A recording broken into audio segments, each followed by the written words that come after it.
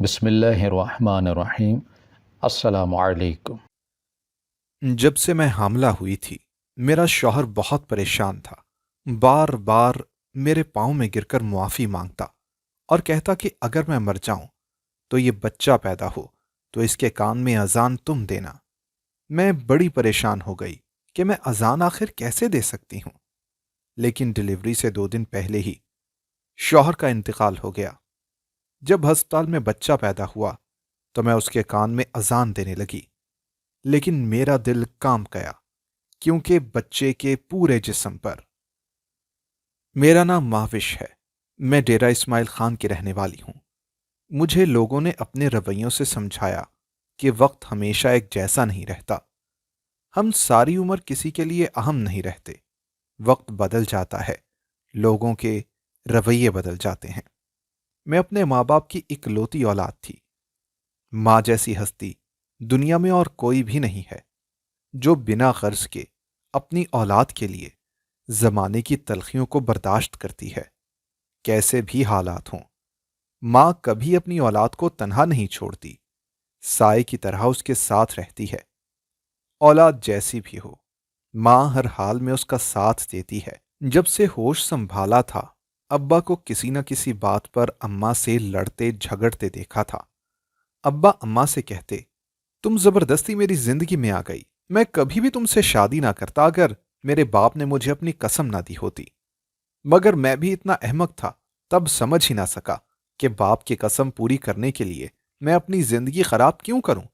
اچھا بھلا اپنی مرضی کی عیاشی کی زندگی گزار رہا تھا، ایک جاہل کو میرے پلے باندھ دیا، نہ جانے کب جان چھوٹے گی۔ اور اماں اسی طرح ابا کی باتیں اور طنز برداشت کرتی، آگے سے کچھ بھی نہ کہتی۔ مجھے ابا پر بہت غصہ آتا، وہ بولتے وقت مجھے بھی نہ دیکھتے کہ ان کی اس لڑائی جھگڑے کا ان کی بیٹی پر آخر کیا اثر پڑے گا۔ ماں باپ کے جھگڑوں کا سب سے زیادہ اثر ان کے بچوں پر پڑتا ہے، جو میری طرح ماں باپ کے جھگڑوں کا اتنا اثر لیتے ہیں کہ زندگی میں بہت پیچھے رہ جاتے ہیں۔ ابا گھر کی ہماری ہر ذمہ داری اور فرض سے آزاد تھے، انہیں کوئی فکر نہیں تھی کہ گھر میں کچھ کھانے پینے کو ہے بھی یا نہیں، ان کی بیوی اور بیٹی کیسے گزارا کر رہی ہیں، کوئی پرواہ نہ تھی۔ میری اماں کے پاس ایک ہی ہنر تھا، وہ کپڑے سلائی کرتی اور میری ہر ضرورت پوری کرتی۔ ابا جب جی چاہتا گھر آتے اور کبھی کئی کئی دن کہیں اور چلے جاتے۔ ایک دن جب ابا گھر آئے تو اماں نے کچھ پوچھے بنا کھانا لا کر ابا کے آگے رکھ دیا۔ ابا نے غصے سے اماں کی طرف دیکھا اور کہا، جہاں تک مجھے یاد پڑتا ہے میں تو تمہیں پیسے ہی نہیں دیتا، پھر تم یہ کھانا گھر کی چیزیں کہاں سے لے آتی ہو؟ کہیں کوئی ڈھونڈ تو نہیں لیا جو میری غیر موجودگی میں آتا ہو؟ ابا کو یہ بات کرتے ہوئے ذرا شرم محسوس نہیں ہوئی۔ اماں جو ہر وقت ابا کے آگے خاموش رہتی تھیں، اس دن پاس پڑی چھری اٹھا کر ابا کی طرف کر دی اور کہا، آج تک تم نے جو بھی کہا میں نے برداشت کیا، کبھی تم سے بدتمیزی نہیں کی، کبھی کچھ پوچھا نہیں، مانگا نہیں، کہاں رہتے ہو کہاں جاتے ہو کبھی سوال نہیں کیا کہ شاید تم اپنے آپ سدھر جاؤ، لیکن اب جو تم نے میرے کردار پر انگلی اٹھائی ہے یہ میں کبھی برداشت نہیں کروں گی۔ اس کے لیے اگر مجھے تمہاری جان بھی لینا پڑی تو میں پیچھے نہیں ہٹوں گی۔ پھر اماں نے کہا کہ میں سب کچھ برداشت کر سکتی ہوں لیکن اپنے کردار پر کبھی کوئی حرف نہیں آنے دوں گی۔ ابا اٹھ کر کھڑے ہو گئے۔ ابا نے اماں کے ہاتھ سے چھری چھینی اور اماں کو تھپڑ مارا اور دھکا دے دیا، جس سے اماں دیوار سے جا ٹکرائی۔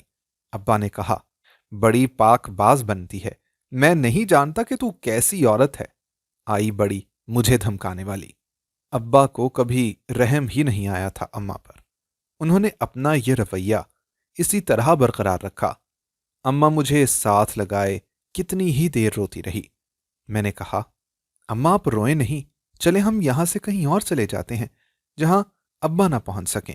میں نے کہا، اماں مجھے ابا سے نفرت ہوتی ہے، وہ جس طرح کا سلوک آپ کے ساتھ کرتے ہیں مجھ سے دیکھا نہیں جاتا، مجھے ڈر لگتا ہے کہ کسی دن ابا مجھے بھی مار ڈالیں گے۔ اماں نے کہا، اللہ نہ کرے میری بچی، ایسی باتیں نہیں سوچتے، تم پریشان نہ ہو، میں ہوں نا اپنی بیٹی کے ساتھ، تمہیں کبھی کوئی خراش بھی نہیں آنے دوں گی، اور تمہارے ابا کا یہ رویہ، باتیں، تانے، یہ سب میں تمہاری خاطر ہی تو برداشت کر رہی ہوں، کیونکہ یہاں تو میں مار کھا کر رہ رہی ہوں مگر سر پر چھت تو ہے، ہماری عزت تو محفوظ ہے۔ باہر کی دنیا میں انسان نہیں حیوان بستے ہیں، کوئی کسی کا ساتھ نہیں دیتا، کسی کے سامنے کوئی کسی کو مار ڈالے تو دیکھنے والے گواہی دینے سے بھی مکر جاتے ہیں اور کہتے ہیں کہ ہم نے تو دیکھا ہی نہیں۔ اس لیے میں یہاں سے کہیں نہیں جا سکتی جب تک کہ تم بڑی نہ ہو جاؤ، ہماری مجبوری ہے یہاں رہنا بیٹا۔ میں نے کہا، اماں ابا آپ سے کیوں لڑتے ہیں؟ آپ کو مارتے بھی ہیں، آخر ایسا کیا ہوا ہے جو ابا آپ سے اس طرح کا سلوک کرتے ہیں؟ اماں نے کہا، میں تمہارے ابا کی چچا کی بیٹی تھی اور تمہارے ابا کے بھائی یعنی تمہارے تایا جو شادی شدہ تھے مجھ پر بری نظر رکھتے تھے۔ میں یہ سب جان چکی تھی۔ ایک دن میں نے سب کچھ تمہارے دادا کو بتا دیا۔ وہ جانتے تھے کہ میں سچ کہہ رہی ہوں۔ انہوں نے اسی وقت تمہارے ابا کو بلایا اور کہا کہ میں تمہیں ایک حکم دیتا ہوں، تو ابھی میری بھتیجی سے نکاح کرو اور اسے عزت سے رخصت کروا کے گھر لاؤ۔ تمہارے ابا نے صاف انکار کر دیا اور کہا کہ میں اسے پسند نہیں کرتا، یہ عام سی سانولے رنگ کی، اور کہا میں اتنا خوبصورت، ہمارا کوئی جوڑ نہیں بنتا، آپ اس کے لیے کوئی اور راہ چلتا آوارہ ڈھونڈ لیں۔ ان کی باتیں سن کر تمہارے دادا کو بہت غصہ آیا۔ انہوں نے تمہارے ابا کو ایک تھپڑ مارا اور کہا، بہت گھمنڈ ہے تجھے اپنی خوبصورتی پر، تو یہ بھول گیا کہ تمہارے چچا نے تم پر کتنے احسانات کیے ہیں۔ اس دن تم گاڑی کے نیچے آ کر مر چکے ہوتے اگر تمہارے چچا آگے بڑھ کر تمہیں نہ بچاتے۔ اس کے بعد جب تم اپنے آوارہ دوستوں کے ساتھ عیاشیاں کرنے نکلے تھے اور ایک لڑکی کی وجہ سے آپس میں لڑنے جھگڑنے لگے، جب تمہارے اپنے دوست نے تمہاری جان لینا چاہی اور تمہیں بچانے کے لیے تمہارے چچا تمہارے لیے آگے ڈھال بن گئے اور ان ظالموں کے وار کا نشانہ بن گئے اور اپنی جان بھی گوا بیٹھے صرف تمہاری خاطر، اور آج تم اس کے احسانوں کا یہ بدلہ چکا رہے ہو کہ اس یتیم لڑکی کو بدصورت کہہ کر ٹھکرانے لگے ہو۔ تمہارے دادا کی باتیں سن کر تمہارے ابا نے کہا، تو میں کیا کروں؟ چچا نے اپنی مرضی سے جان دی، کس نے کہا تھا میرے آگے آنے کو؟ نہ آتے، اور آپ بار بار مجھے چچا کے احسانات مت یاد کرایا کریں، تنگ آ گیا ہوں میں آپ کی ان فضول باتوں سے۔ پھر اماں نے دادا اور ابا کے بارے میں بتاتے ہوئے کہا، تمہارے دادا دل کے مریض تھے، تمہارے ابا کی باتیں ان سے صحیح نہ جاتی، اور اسی طرح ایک دن پھر سے جب تمہارے ابا سے میرے لیے بات کی تو وہ ڈھٹائی سے مجھے دھتکارتے ہوئے باہر نکل گئے۔ تمہارے دادا کی طبیعت اب بگڑنے لگی۔ تمہارے دادا نے اسی وقت تمہارے ابا کو بلایا اور کہا، اپنے مرتے باپ کی آخری خواہش سمجھ کر اس کی بات کا مان رکھ لو، ابھی اور اسی وقت اپنے چچا کی بیٹی سے نکاح کر کے اسے قبول کر لو۔ اور اس وقت تمہارے ابا مان گئے۔ تمہارے دادا اس دنیا سے چلے گئے۔ وہ بیچارے یہ سوچ کر میرا نکاح تمہارے ابا سے کروا کے گئے تھے کہ ان کے جانے کے بعد تمہارے ابا سدھر جائیں گے، وقت کے ساتھ ساتھ بدل جائیں گے، اور میں عزت سے زندگی گزار سکوں گی، مجھے در در کی ٹھوکریں نہیں کھانا پڑیں گی۔ لیکن وہ یہ نہیں جانتے تھے کہ کچھ لوگوں کی فطرت کبھی بھی نہیں بدلتی، وقت اور حالات کا ان پر کچھ بھی اثر نہیں ہوتا۔ میں نے بہت کوشش کی کہ تمہارے ابا کو بدل سکوں، انہیں ایک اچھا انسان بنا سکوں۔ اس وجہ سے میں ہر وقت تمہارے ابا کی خدمت بھی کرتی رہتی، ان سے اچھی اچھی باتیں بھی کرتی۔ وہ خاموشی سے کبھی مجھے سن بھی لیتے، لیکن جلد ہی بگڑنے لگتے، مگر میں ہمت ہی نہ ہارتی۔ ابھی میں اسی کوشش میں تھی جب ایک دن تمہارے ابا کے بھائی، تمہارے تایا، جو اپنی بیوی بچوں کے ساتھ کہیں گئے ہوئے تھے، وہ گھر آ گئے۔ جب انہوں نے دیکھا کہ میں تمہارے ابا کے ساتھ خوش ہوں تو انہوں نے اپنی گھٹیا سوچ کا زہر تمہارے ابا کے دل و دماغ میں بھی ڈال دیا۔ انہوں نے تمہارے ابا سے کہا، یہ تم نے کیا کیا؟ اس سے شادی کرنے سے تو بہتر تھا کہ تم اپنی جان دے دیتے۔ تمہارے ابا، جو پہلے ہی مشکل سے میرے ساتھ کچھ ٹھیک ہوئے تھے، انہوں نے کہا، مجھے کھل کر بتائیں کہ آپ کی اس بات کا آخر مطلب کیا ہے؟ تمہارے تایا نے کہا، تمہاری بیوی مجھے اپنے جال میں پھنسانا چاہتی تھی، جب اس کا کوئی داؤ مجھ پر نہ چلا تو اس نے تمہیں پھنسا لیا، اور تم میرے سیدھے بھولے بھائی ایک قسم پر اسے اپنی زندگی میں شامل کر لیا۔ اس کا کیا بھروسہ کل کو تمہیں چھوڑ کر کسی اور کے پیچھے جا پڑے؟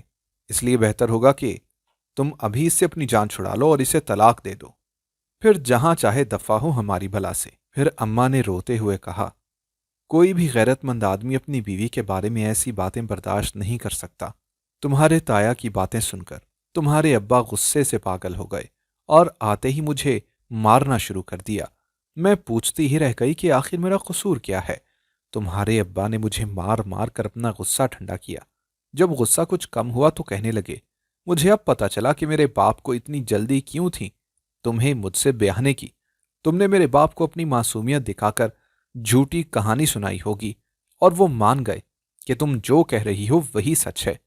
وہ تمہاری مکاری دیکھ نہیں سکے اور مجھے مجبور کر کے میرا نکاح کر دیا تم سے۔ لیکن میں اب سب کچھ جان گیا ہوں۔ پہلے میرے بھائی کو پھنسایا، پھر مجھے۔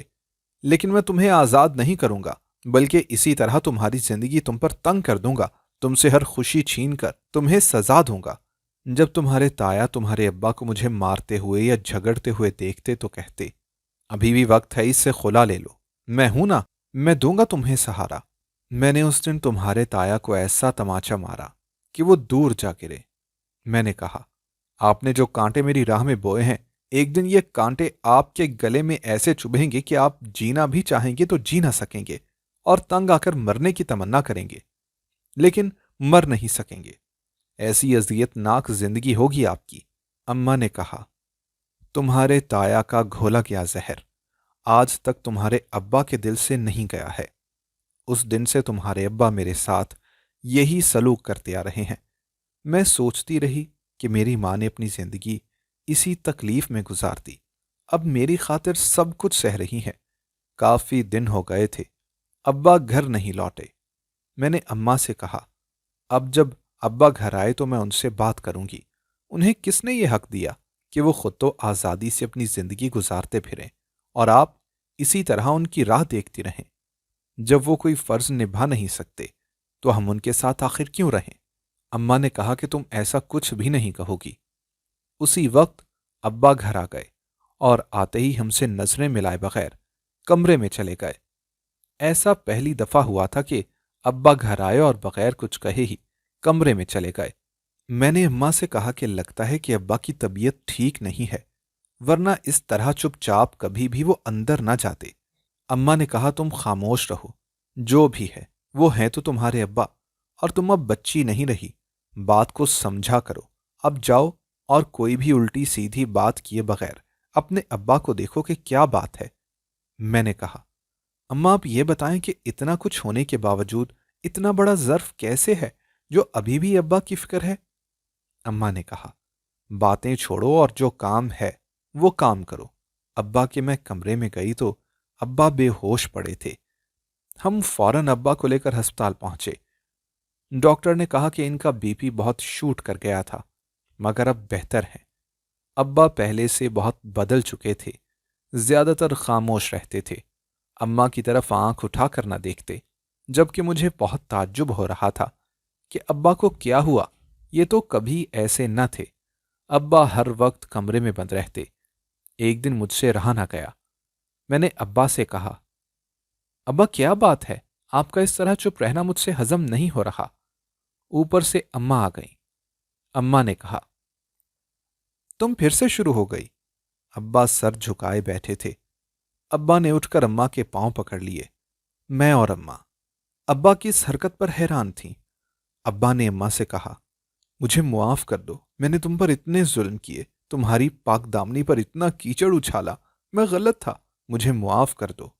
اماں نے ابا کے ہاتھ پکڑ لیے اور کہا، کیا ہوا ہے، اس طرح کیوں کر رہے ہیں آپ؟ پھر ابا نے کہا، میں آج اتنے عرصے بعد اپنے بڑے بھائی سے ملنے گیا، وہ بہت تکلیف میں تھے، ڈاکٹر نے بھی جواب دے دیا ہے، وہ نہ سانس لے پا رہا ہے نہ اس کی روح نکل رہی ہے۔ مجھے بھابھی نے بھی سب کچھ بتا دیا کہ تمہارے بھائی نے جھوٹ بولا تھا، تمہاری پاک دامن بیوی پر تہمت لگائی تھی، اسی کی بد دعا ہے جس کی سزا اسے مل رہی ہے، اور سب بھائی صاحب کو چھوڑ کر چلے گئے، کوئی ان کا خیال بھی نہیں رکھتا۔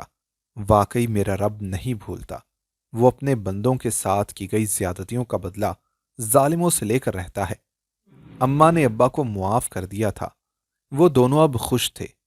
ابا بات بات پر اماں سے معافی مانگنے لگتے، اور میری اماں جو اتنی اعلیٰ ظرف ہے کہ سب ظلم اور زیادتیوں کو بھلا کر ابا کی خدمت کر رہی ہے۔ واقعی میری ماں ایک عظیم عورت ہے۔ ایک دن میں نے اماں سے کہا کہ آپ نے کیسے ابا کو اتنی جلدی معاف کر دیا؟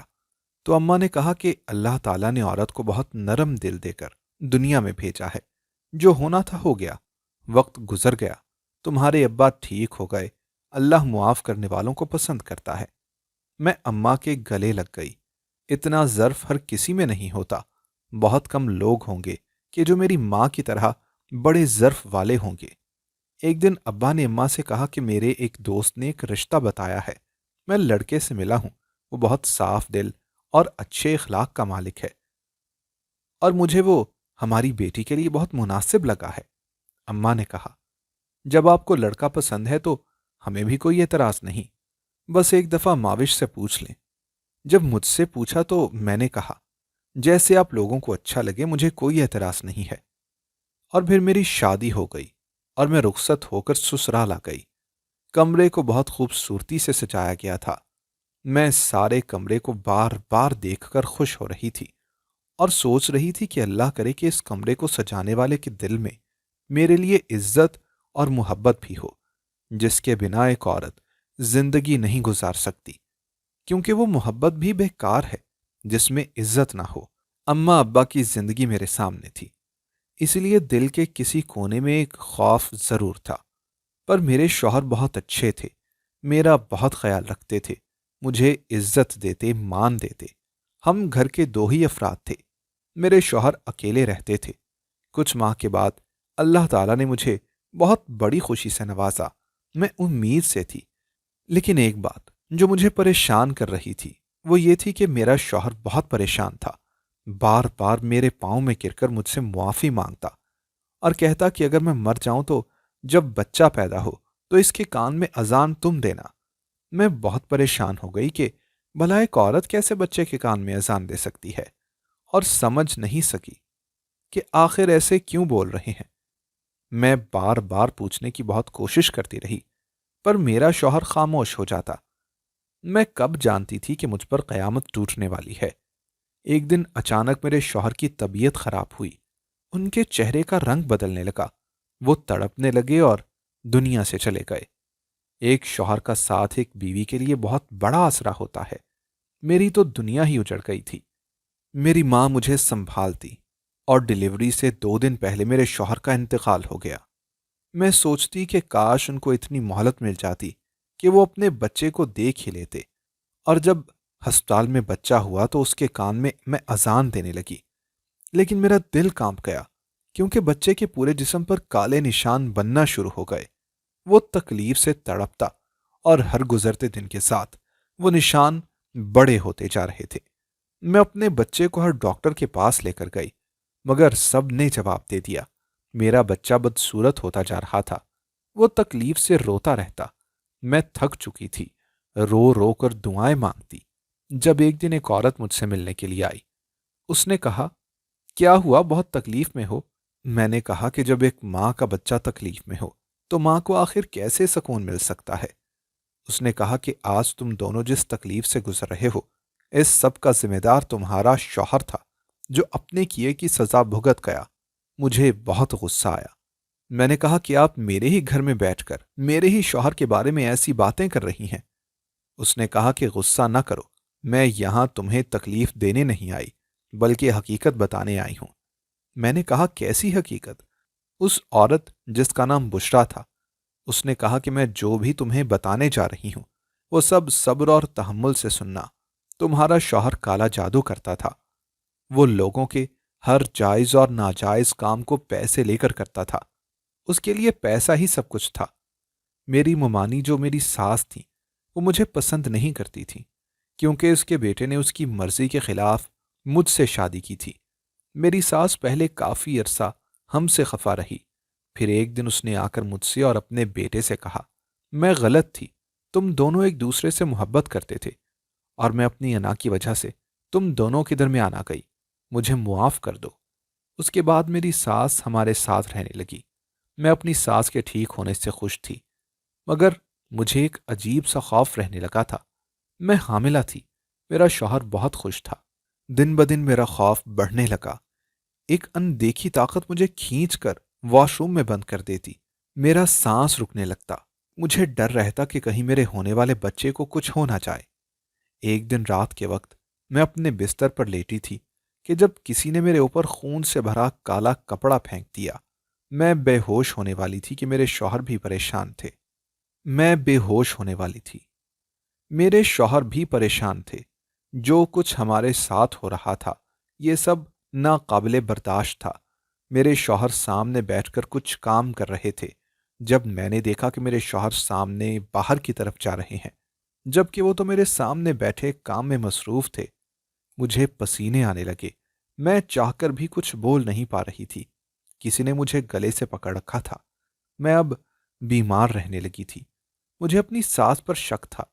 ایک دن جب گھر سے نکلی تو میں بھی چادر اوڑھ کر بہت مشکل سے اس کے پیچھے گئی۔ میری ساس کچھ راستہ طے کرنے کے بعد ایک پرانی عمارت کے اندر چلی گئی۔ میں بھی نقاب کر کے اندر چلی گئی اور چھپ کر باتیں سننے لگی۔ پھر اس عورت نے بتایا کہ میری ساس جس عامل کے پاس بیٹھی میری ہی بربادی کے تعویذ لے رہی تھی وہ تمہارا شوہر ہی تھا۔ جب میری ساس چلی گئی تو میں اس عامل کے سامنے جا کر بیٹھ گئی۔ میں نے کہا کہ آپ کو جتنے پیسے چاہیے میں دوں گی، لیکن آپ جو عمل مجھ پر کر رہے ہیں وہ روک دیں۔ مجھے میرا ہونے والا بچہ اپنی جان سے بھی زیادہ عزیز ہے۔ تمہارا شوہر جو ایک عامل تھا اس نے کہا کہ میں جب ایک کام کو کرنے کا ٹھان لوں تو اس کے کیے بغیر پیچھے نہیں ہٹتا۔ میں نے کہا کہ ایک ماں تمہارے آگے اپنی جھولی پھیلا کر اپنے بچے کی بھیک مانگتی ہے۔ میں روتی رہی، اس کی منتیں کرتی رہی، لیکن وہ مانا نہیں۔ اس وقت میں نے اسے بد دعا دی کہ خدا کرے کہ تمہیں بھی کسی سے محبت ہو، تمہاری بھی اولاد ہو اور تمہیں دیکھنی نصیب نہ ہو، اور تمہارا بچہ پیدا ہوتے ہی تکلیف میں رہے اور تم اسے ٹھیک کرنے کے قابل نہ رہو اور دیکھے بنا ہی دنیا سے چلے جاؤ۔ یہ ایک مظلوم کی بد دعا ہے۔ تمہیں اس کے بعد تمہارا شوہر میری ساس کو عمل کر کے تعویذ دیتا رہا۔ میرا بچہ دنیا میں آنے سے پہلے ہی دم توڑ گیا۔ میرے ساتھ ساتھ میرے بچے نے بھی بہت تکلیف سہی تھی۔ میں خالی گود رہ گئی۔ میری ساس نے میرے شوہر کو مجھ سے چھین لیا۔ وہ مجھ سے نفرت کرنے لگا جو کبھی میرے بنا رہ نہیں پاتا تھا۔ جادو سے اس کا دل مجھ سے خراب ہو گیا۔ میری دنیا ہی اجڑ گئی تھی۔ تمہارے جادوگر شوہر نے میری ساس کے ساتھ مل کر میری زندگی تباہ کر دی تھی۔ پھر وہ وقت آیا کہ جب میرے رب نے میری سن لی۔ میری ساس کا دماغی توازن بگڑنے لگا۔ اسے پاگل خانے داخل کروا دیا گیا۔ میں ایک بزرگ کے پاس گئی کہ کسی طرح میرا شوہر ٹھیک ہو جائے اور میرا گھر پھر سے آباد ہو سکے۔ میں جس عامل کے پاس گئی وہ تمہارے شوہر کا استاد تھا۔ وہ ایک رحم دل آدمی تھا۔ اس نے تمہارے شوہر سے کہا کہ میں نے تمہیں یہ علم دوسروں کی زندگیاں تباہ کرنے کے لیے نہیں دیا تھا۔ تم نے اپنے اصولوں سے روگردانی کی۔ میں تم سے اپنا دیا ہوا علم واپس لیتا ہوں۔ اس دن کے بعد میری زندگی ہی بدل گئی۔ میں آج ایک خوبصورت بیٹے کی ماں ہوں اور اپنے شوہر کے ساتھ خوش ہوں، لیکن تمہارے شوہر کو اس کے کیے کی سزا مل گئی۔ مگر میں بھی ایک ماں ہوں۔ میرے شوہر نے کہا کہ اس میں اس بچے اور اس کی ماں کا آخر کیا قصور ہے، اس لیے میں تمہارے پاس آئی ہوں، کیونکہ مجھے پتا چلا تھا کہ اس جادوگر کا بچہ بہت تکلیف میں ہے۔ پھر وہ نیک دل عورت مجھے میرے شوہر کے استاد کے پاس لے کر گئی۔ اس عامل نے کچھ پڑھ کر ایک تیل دیا جسے اپنے بیٹے کی ایک ماہ تک مالش کرتی رہی، اور اب وہ بالکل ٹھیک ہو گیا۔ اس بات کو 4 سال بیت گئے ہیں۔ میں اپنے بیٹے کو لے کر اپنے ماں باپ کے پاس آ گئی۔ میری ماں نے بہت کہا کہ دوسری شادی کر لو، لیکن میں نے انکار کر دیا، کیونکہ زندگی گزارنے کے لیے شادی ضروری تو نہیں۔ میں اپنے بیٹے کے ساتھ خوش ہوں۔ میرے شوہر نے جو کیا اس کی سزا وہ بھگت کر اس دنیا سے چلا گیا تھا، پر وہ میرا شوہر تھا۔ مجھے اس سے آج بھی محبت ہے، پر میں اس کے ماضی کے بارے میں کچھ نہیں جانتی تھی۔ ہر شخص یہ بات جانتے ہوئے بھی کہ جادو کرنے اور کروانے والا دونوں جہنمی ہیں، ان کا آخرت میں کوئی حصہ نہیں۔ وہ پھر بھی پیسے، اپنی انا، حسد میں دوسروں کی زندگیوں کے ساتھ کھیل جاتے ہیں، پر برائی ایک نہ ایک دن اپنے انجام کو آخر ضرور پہنچتی ہے۔ ہماری ویڈیو اگر آپ کو پسند آئی ہے تو ضرور لائک کیجیے، اپنی رائے دینا چاہیں تو کمنٹس کیجیے، اچھی لگے تو شیئر کیجیے۔ اس کے ساتھ ساتھ اگر آپ نے ہمارا چینل سبسکرائب نہیں کیا تو ضرور کیجیے اور بیل آئیکن پر لازمی کلک کیجیے تاکہ ہماری ہر آنے والی ویڈیو آپ تک بر وقت پہنچ سکے۔